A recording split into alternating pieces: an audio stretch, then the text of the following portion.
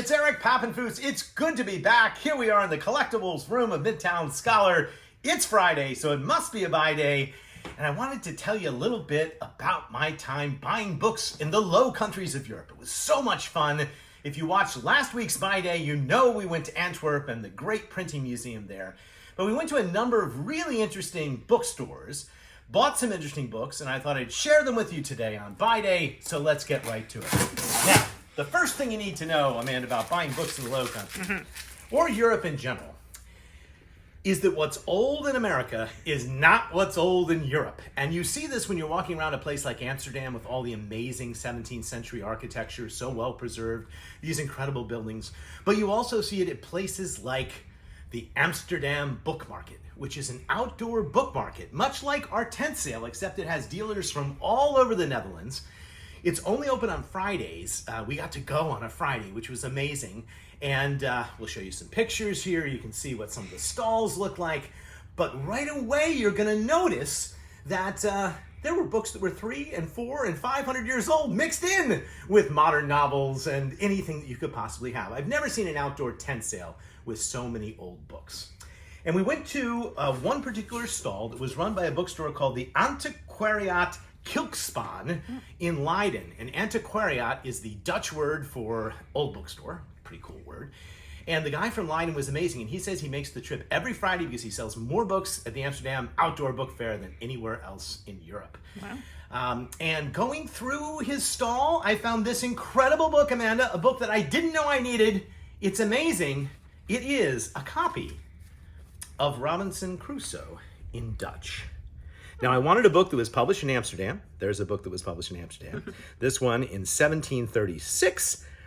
And I wanted something that, sort of represented our travels. So what better than the great travel log of Robinson Crusoe? But what's interesting about this book, and it was pointed out to me by the dealer at the time, was that this isn't the normal Robinson Crusoe. No. There are no, straw huts and, Friday. We're not on a desert island in this book.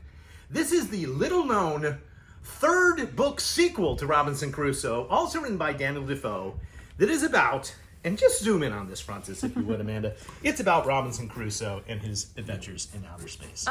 Yep. How did we miss this? I don't know. But it is a dream sequence narrated by Robinson Crusoe where he goes looking for life among the planets.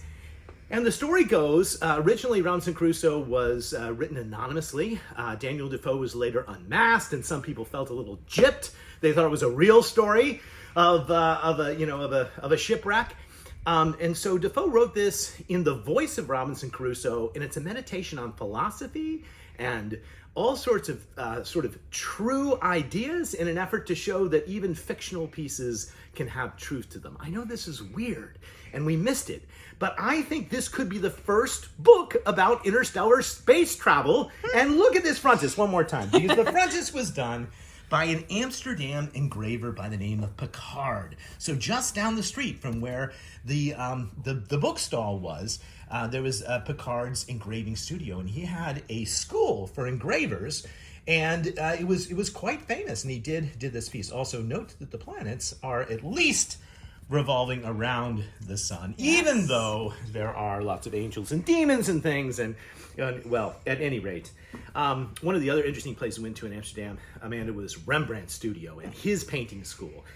Picard's doesn't exist as a museum today, but it would be pretty similar. And we got to see how they made paper and ink and all those other things at the time. So Robinson Crusoe, an appropriate book for travelers. The second bookstore that we went to in Amsterdam was called the Antiquarius Brinkmann, and they were incredibly nice.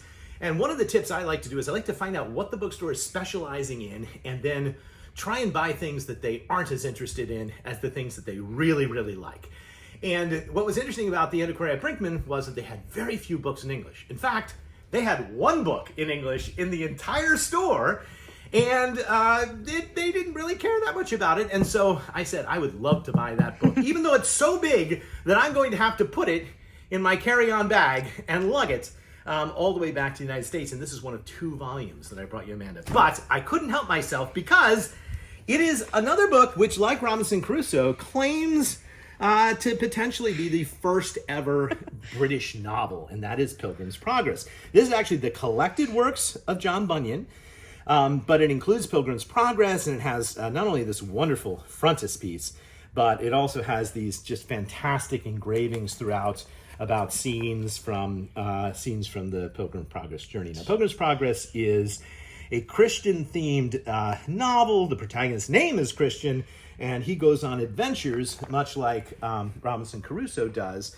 As I say, some people think this might be the first British novel. Others disagree, but I had to have it. And I had to have it because Pilgrim's Progress made more of an impact in America than just about any other book. In fact, even to this day, Amanda, when people bring in boxes of old books from the 19th century, aside from the Bible, there is no book more common than Pilgrim's Progress. And this is a special edition, though, because this is the edition that was recommended with a little bit of an introduction by George Whitefield. And if you don't know Whitefield, Whitefield was the great preacher of the First Great Awakening who came to America and who basically rallied all Americans into a sort of fervor of religious frenzy. And he was considered an amazing orator, so much so that Benjamin Franklin, in a very famous story, went to hear him speak in Philadelphia. And of course, he's Benjamin Franklin, so he decided to pace out from the crowd and measure just how far Whitefield's voice could travel. And he estimated through a series of graphs and diagrams that Whitefield could be heard at one time. He was so loud and so engaging, he could be heard by 30,000 people at once. Whoa. Which is pretty awesome. And this would have been the book that would have been, I think, really most appreciated in America. So I had to bring it back to America. The third bookstore in Amsterdam that we went to was called the Antiquariaat Shoemaker, and it was in a beautiful old 17th century building built in 1636, tilting like many of the buildings in Amsterdam are as they sink into the ground. And in that book, which specialized in Dutch history, we were able to find a Latin book, and a beautiful Latin book from the Renaissance, which is about heraldic art and heraldic artwork, which is really interesting. I'm watching a series on Stars called The Serpent Queen. Mm-hmm. And have you seen it? Yes. Okay, well, it's about, among others, Francis I. And you get to see Francis in all of his glory. He's the one responsible for the Mona Lisa being in France, and he brings Leonardo to France. At any rate, here's his emblem. It was a salamander, and it's reproduced here. Nutrisco et extinguo, which basically means I nourish and I extinguish with the royal crown. Salamanders were seen as being able to eat fire, which is really neat. And so in the Renaissance, it was common to sort of develop, and there are hundreds of these images, oftentimes with animals and a Latin motto together. It's sort of an extension of the old coat of arms. And it's a really cool book. It's one of the first books to do that. Here's another one. Here's Louis XII's porcupine. Commonus et eminence, near and far, defending, very interesting and mythical animals in some ways. So a book of heraldic emblems to end us off. The nice thing about the Antiquariat there was we got to go down in the basement and see the entire store. It was an incredible thing, and we're really appreciative of the tour that we were given there. And to end with one last book, I want to go to Antwerp, where we went to a bookstore called Panoply, which reminded me the most of the Midtown Scholar. We bought a book by our old friend Voltaire, also published in Amsterdam, or purportedly published in Amsterdam, about Charles XII. What I like about this book, Amanda, is it's the first book to advocate for Ukrainian independence. Because Charles XII believed, quote, that we should affirm the freedom of Ukraine. It should be an independent state, never again to be under the obedience of the Tsar. And Voltaire basically said the same thing. Ukraine has always aspired to be free. So it's a timely book and an important one. And outside there, our friends at Books and Booze gave us the funny book. Here it is. I gotta say, it made me laugh.